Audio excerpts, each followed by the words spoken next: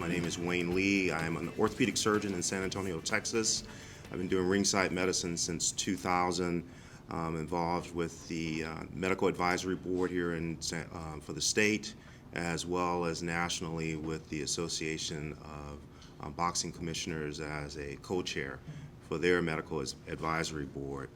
I've covered boxing as well as MMA. And to that end, this is how we've progressed and advanced this seminar that we're presenting today. This is the second year. We decided to do this as a need to help educate physicians who are ringside physicians, as well as educating judges, refs, and the other officials that go in taking care of the combatant. What we have found is that because the physicians have variations in terms of their education, variations in terms of what they consider ringside medicine, we felt that it would be important to have it on somewhat of a template so that everyone is pretty much doing the same. So whether you're in a major city in Houston, or if you're in a smaller venue in the Valley or somewhere in the Panhandle, that the refs will know that the level of care is consistent, the responses are consistent, and that the outcomes for the state is consistent. Texas is unique because of its size and its territory, that there are events going on every weekend. The events are in various locations. Some are in formal settings, and some of them are in other settings that are atypical. And with that being said, that goes into a comparison of what combative sports is versus what it is not. Combative sports is a field of medicine in which the physician has an integral role in terms of what's going on with the show, as it's typically called in terms of the boxing, Muay Thai, or any of the combative events. Decisions that we make in conjunction with the judges and referees stops the event. So you need to be able to go in and make decisions in front of a live audience, in front of a televised audience, in terms of whether or not your decision will continue the play, will allow the event to stop, regardless of the consequences. And by that, for those of you who have not taken care of professional events like professional sports like football or basketball, the biggest pressures one has is to continue the play. Get the fighter out because it's being televised, get the fighter out because this person is being expected to play because it's this particular game.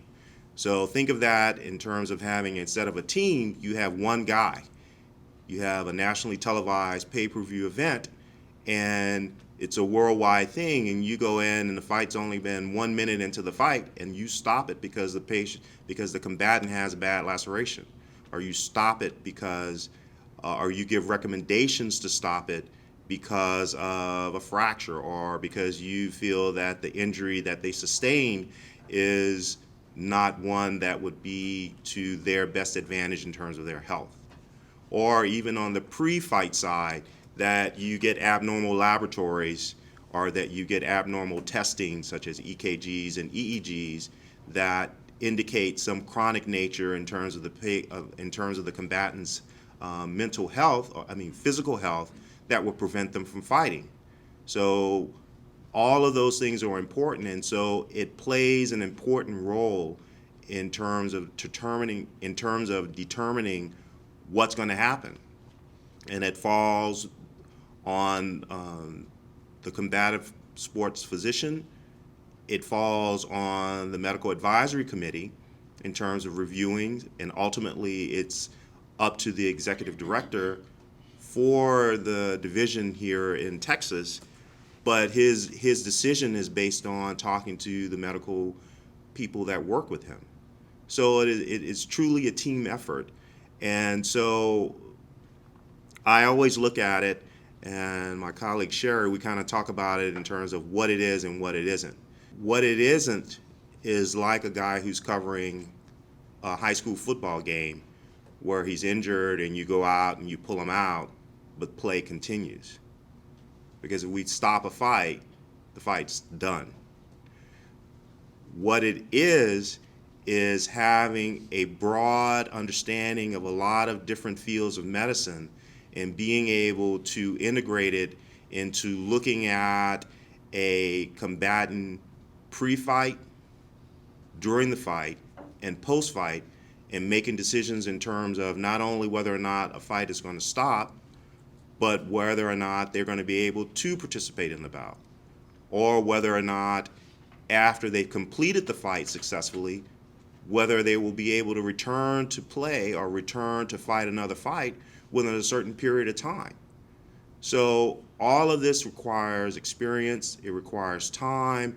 That's why as this has progressed, we have done some buddying in terms of having fights covered by experienced or physicians who have covered events over a longer period of time with newer physicians who are coming into the program.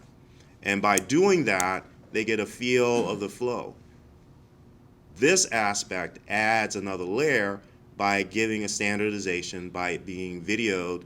It allows one to review certain aspects of some basic medicine that we use in order to determine pre-fight, fight, and post-fight evaluations. It's a constant evolution. Just like with a lot of other fields, it requires us to do continuing medical education, some of which is formal, but some of which carries over into other fields, and so you wind up going to a lot of different types of meetings or what we call continuing medical education to try to get all of this coordinated. And so by having this seminar, we're able to kind of pull a lot of this together so that you can get a broad understanding in terms of what it is that you need to do.